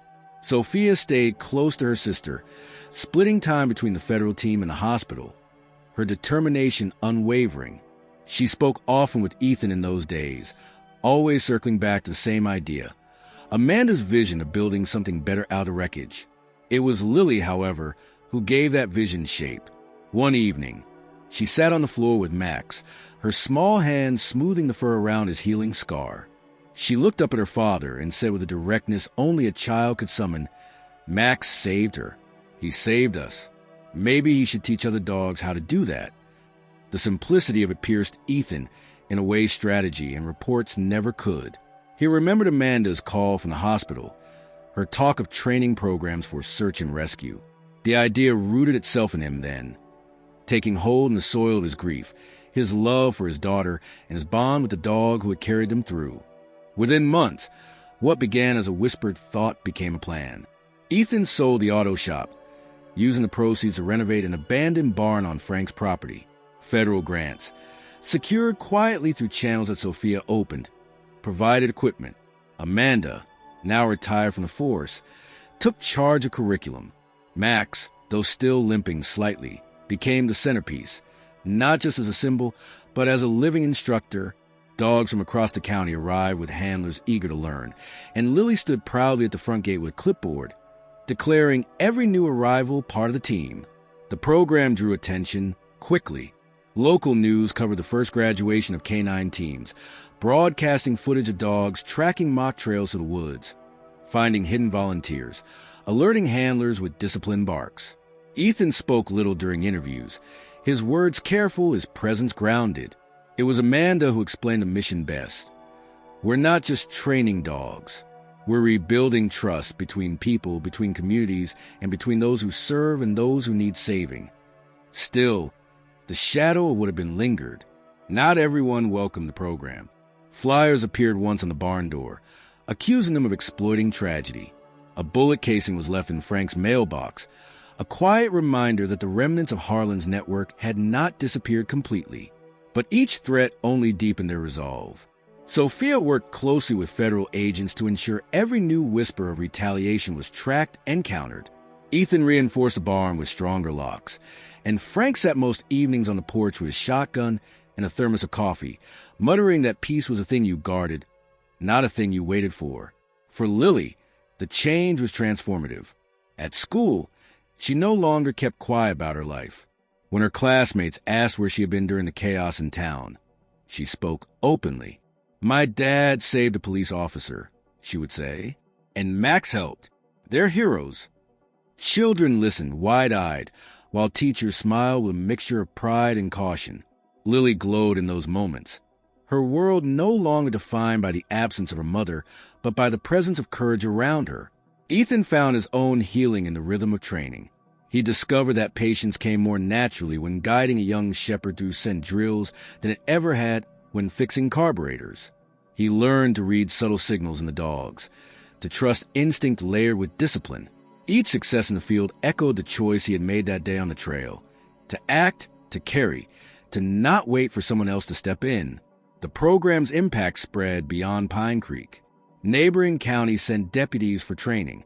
Volunteers from mountain rescue squads drove hours to participate. Even urban departments, burdened by their own distrust, reached out. Ethan was honored reluctantly by federal officials, standing stiff in a suit while Lily clapped from the front row, grinning as if her father had won a trophy just for her. What mattered more than medals or speeches, though, were the moments that unfolded quietly. A family reunited with a missing child because one of their trainees found her in a canyon. An elderly man with dementia safely returned home after a night lost in the woods. Each story added a stitch to a fabric stronger than corruption had ever torn. On a cool autumn evening, almost a year after Amanda had been carried from the forest, they held a ceremony at the barn. A wooden plaque was mounted on the wall, engraved with simple words: "For those who carry others when the world falls silent." Beneath it, a smaller line read, "Dedicated to Officer Amanda Reyes and all who stand when others turn away." Ethan stood before the gathered crowd, handlers, families, federal agents, locals who had chosen trust again, and felt something he hadn't in years. Not just relief, but belonging. Lily stood at his side, Max leaning against his leg, Amanda smiling from the front row with Sophia beside her. When the applause faded and the night grew quiet again, Ethan looked toward the tree line beyond the barn. The shadows no longer felt like threats. They felt like part of the world he had chosen to keep walking through. He understood then that legacy was not a monument or a medal. It was the echo of choices, carried forward by those willing to keep them alive. And his legacy, born from grief, shaped by danger, carried by a daughter's faith and a dog's loyalty, was just beginning to take root.